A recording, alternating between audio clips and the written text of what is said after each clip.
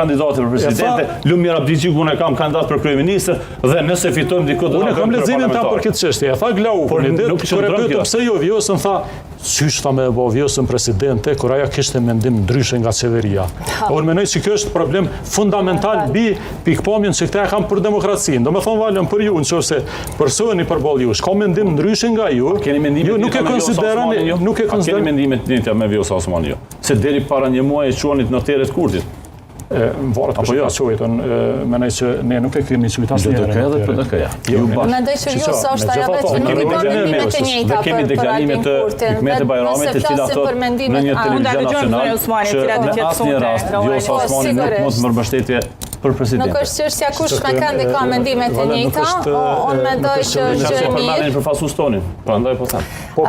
Me Vjosa Osmani nuk e besoj që kanë mendimet të njëjta, sepse është zonja Vjosa Osmani që ka ndryshuar mendim për kryeministrin, për shefin tuaj, dhe pastaj s'kemi si ti kemi të njëjta, më vjen mirë. Gjithsesi që tashmë sa i përket pikturës, kornizës me cilën reflekton ky kryeministër është bërë gjithnjë më e qartë edhe për Lidhjen Demokratike të Kosovës edhe për ish presidentën Vjosa.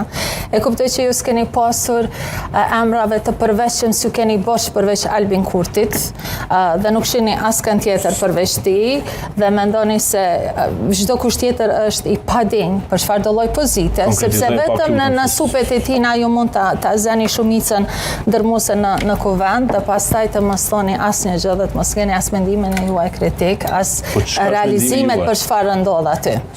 Po anash prej kësaj të lutem të kthehemi pak sa çfarë do të bëjmë pas 7 qershorit, është e rëndësishme. Jashtëzakonisht është e rëndësishme të kuptoj sepse keni bërë program TikTok-u.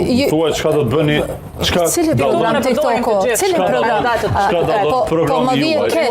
Më vjen keq që ju